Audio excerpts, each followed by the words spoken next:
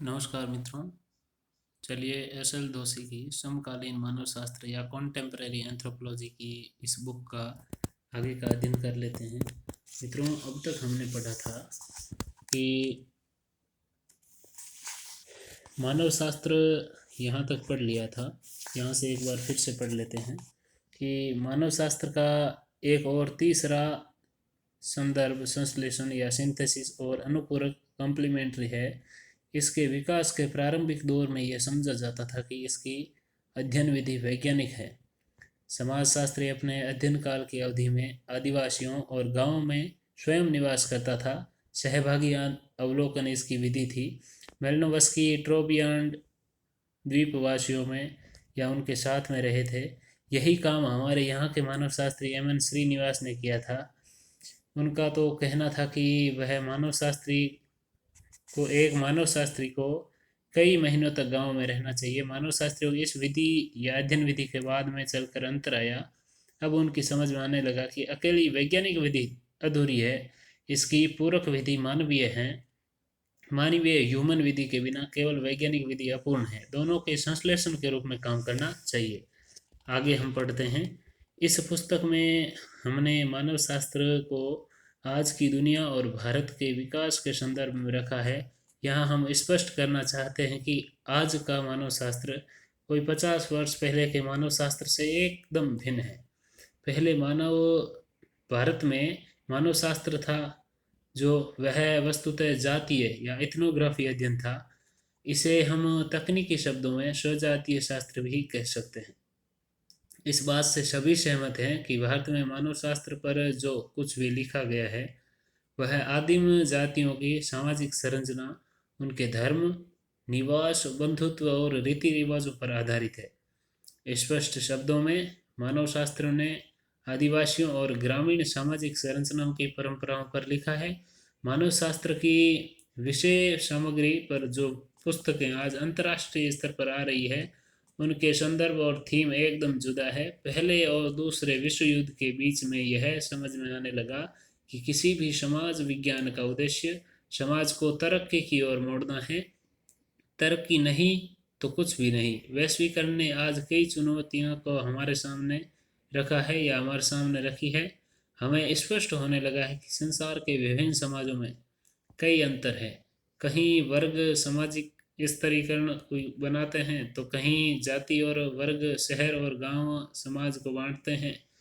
मानव शास्त्र का बहुत बड़ा उद्देश्य इन विभिन्नताओं और समानताओं का विश्लेषण करना है। दूसरे शब्दों में समाजशास्त्र को समानता में विभिन्नता को देखना है और विभिन्नता में समानता को। आज के बढ़ते वैश्वीकरण ने हाल ही में संयुक्त राष्ट्र संघ ने यूनेस्को के माध्यम से यह जानने का प्रयास किया है कि आज की दुनिया सांस्कृतिक और सामाजिक दृष्टि से कितनी समान है और कितनी भिन्न है। इसके लिए इस संगठन ने एक पुस्तक प्रायोजित की है। इस पुस्तक एंथ्रोपोलॉजी रावत 2004 में हर्जफील्ड तथा उनके सहयोगी मानव शास्त्रियों ने सांस्कृतिक तथा वैज्ञानिक मानवीय दृष्टिकोण से दुनिया के समाजों का तुलनात्मक अध्ययन किया है। इस अध्ययन ने संपूर्ण मानव शास्त्र की दिशा को ही बदल दिया है। वह कहते हैं कि आम आदमी की सहज बुद्धि या कॉमन सेंस ही मानव शास्त्र की परिभाषा है। उनका तर्क है कि विभिन्न समाजों में आम आदमी से जो व्यवहार या बिहेवियर होता है वह किसी भी अर्थ में मनमाना नहीं होता।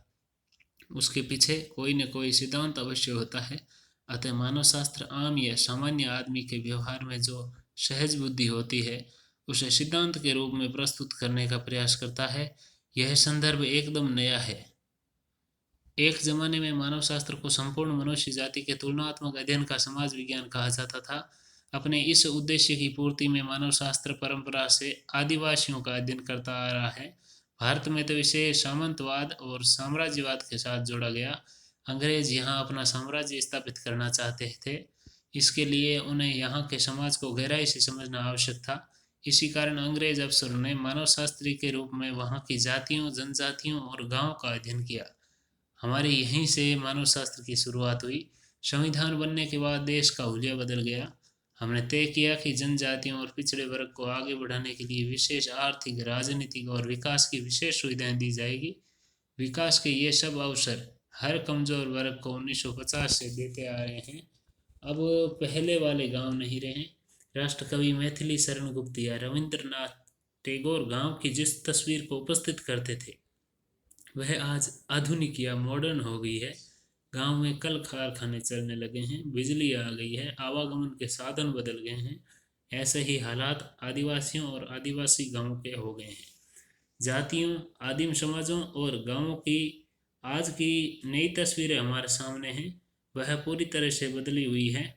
इसका मतलब यह हुआ कि मानव शास्त्र की परंपरागत विषय वस्तु आज इसके साथ से निकल गई है या इसके हाथ से निकल गई है।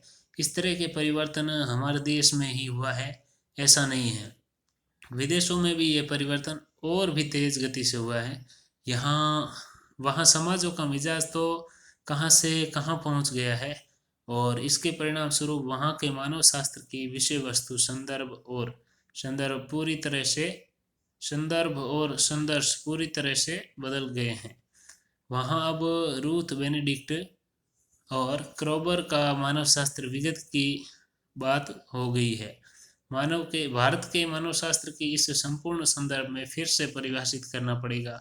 यदि समय रहते इसकी दिशा और दशा को नहीं बदला गया तो इसका भविष्य ही समाप्त हो जाएगा। ऐसी एक चेतावनी से समझा जाना चाहिए कि कब तक हम पाठ्यक्रम में मानव शास्त्र की शोभा को स्थान देते रहेंगे। एक विषय सामग्री ही नहीं बदलती तो पाठ्यक्रम की उपयोगिता ही समाप्त हो जाएगी। दूसरे शब्दों में, जब मानव शास्त्र की विषय वस्तु बदल जाएगी तो इसके पाठ्यक्रम भी बदल जाएंगे। हाल तक जिस तरह का मानव शास्त्र या सामाजिक सांस्कृतिक मानव शास्त्र दुनिया भर में विकसित हुआ है वह कई विसंगतियों से भरपूर है। आदिवासियों के अध्ययन के दौरान यह समझा जाता है या समझा गया है कि आदिवासी एकदम पिछड़े गए या पिछड़े हुए हैं। इनकी कोई संस्कृति नहीं है, कोई कला नहीं है, कोई साहित्य संगीत नहीं, वे केवल शिकार करना ही जानते हैं और खाना पीना, परिणति, मौज करना ही उनके जीवन की परिणति है। इन मानव शास्त्रियों ने आधुनिकता को अपनी विचारधारा मानकर हमारे समाजों का अध्ययन किया है और दूसरी तरफ यह कहा गया है कि मानव शास्त्र समाजों का अध्ययन बराबर वैज्ञानिक पद्धति से करता है। ये कौन सा विज्ञान है जो स्वयं को तो आधुनिक मानता है और दूसरों को एकदम असभ्य और अनपढ़।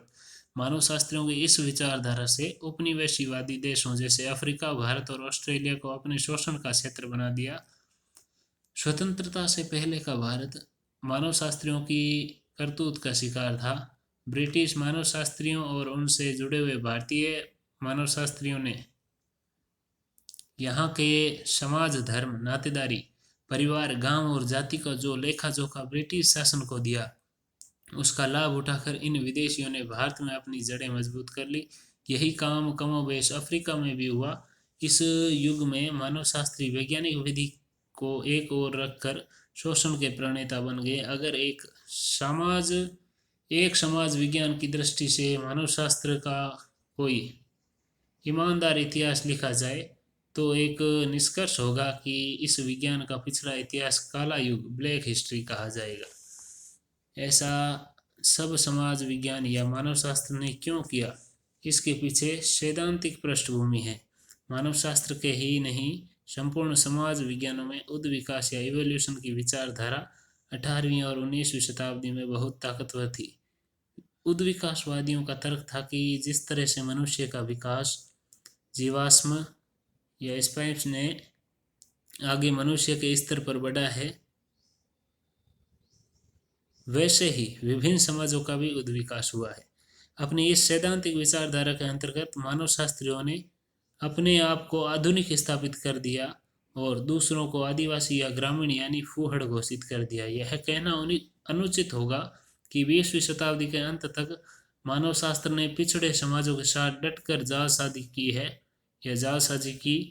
आज समय का तकाजा है मानव शास्त्र अपनी भूमिका को ईमानदारी से स्पष्ट करे, उसे परिभाषित करे।